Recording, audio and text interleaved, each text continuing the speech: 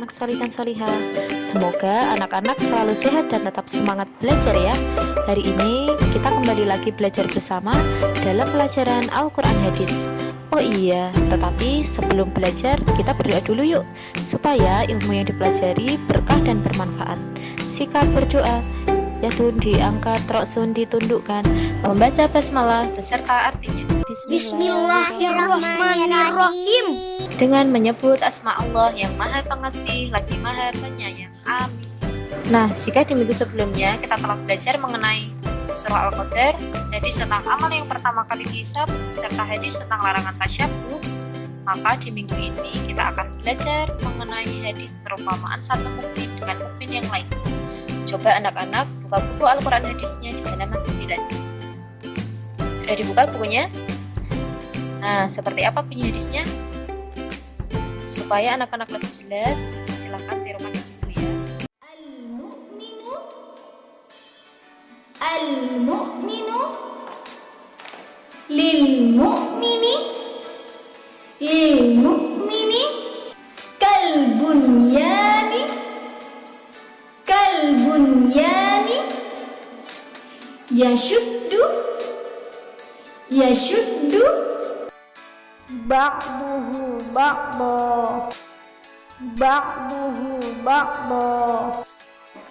Saya ulang sekali lagi. Al-mu'minu lil-mu'mini kal-bunyani yashuddu ba'duhu ba'da. Artinya, orang mukmin dengan mukmin yang lainnya bagaikan bangunan saling menguatkan antara satu dengan yang lainnya. Sekali lagi, orang mukmin dengan mukmin yang lainnya bagaikan bangunan saling menguatkan antara satu dengan yang lainnya. Alhamdulillah, kita sudah membaca bersama hadis tentang perumpamaan satu mukmin dengan mukmin yang lainnya. Sekarang kita masuk ke materi. Hadis ini menjelaskan mengenai sikap yang harus dimiliki oleh seorang muslim terhadap muslim yang lainnya. Di dalam hadis ini dikatakan al-mu'minu lil-mu'mini, yang berarti orang mukmin yang satu dengan mukmin yang lainnya. Maksudnya adalah hubungan antara sesama muslim, baik itu hubungan dengan saudara kita, tetangga kita, bahkan orang muslim yang kita jumpai di tempat ibadah yang belum kita kenal. Perumpamaan yang Rasulullah gunakan dalam hadis ini adalah kal-bunyani, yang berarti sebuah bangunan. Bangunan yang di dalamnya terdiri dari batu, pasir, tanah, semen, besi, dan lain sebagainya, sehingga bisa menjadi sebuah bangunan. Mengapa Rasulullah mengibaratkan hubungan muslim yang satu dengan muslim yang lainnya seperti halnya sebuah bangunan? Hal ini dimaksudkan supaya kita dapat lebih mudah dalam mengingat serta memahami isi yang terkandung di dalam. Nah, supaya lebih jelas, mari kita simak penjelasan buku berikut. Hadis ini memberikan sebuah gambaran yang seharusnya kita contoh dan kita terapkan di dalam kehidupan sehari-hari.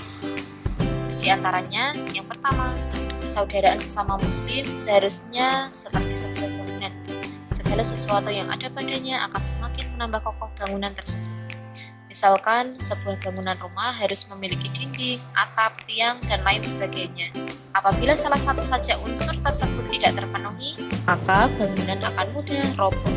Kedua, sesama muslim harus saling menjaga, menguatkan, dan saling mendukung sehingga tercipta persatuan yang kuat.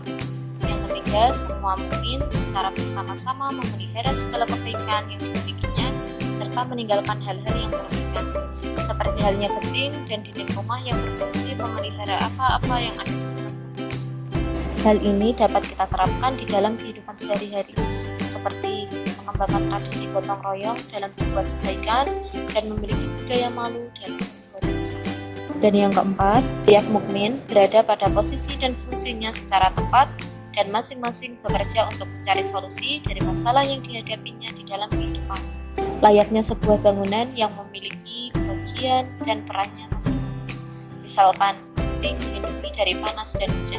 Alhamdulillah, materi hadis tentang perumpamaan satu mukmin dengan mukmin yang lainnya kita bahas bersama ya. Nah, sekarang anak-anak sudah paham mengenai alasan hubungan sesama muslim diibaratkan oleh Rasulullah seperti halnya sebuah bangunan. Setelah mempelajari hadis ini, guru berharap anak-anak dapat mengambil hikmah dari materi kita kali ini, yaitu yang pertama, sebagai seorang muslim, kita wajib untuk menjalin dan menjaga persaudaraan antar sesama muslim. Yang kedua, di dalam persaudaraan sesama muslim, kita dituntut untuk menjunjung tinggi kebersamaan sehingga tidak mudah terpecah belah. Yang ketiga, sebagai seorang muslim, sudah seharusnya kita menolong saudara kita yang membutuhkan bantuan.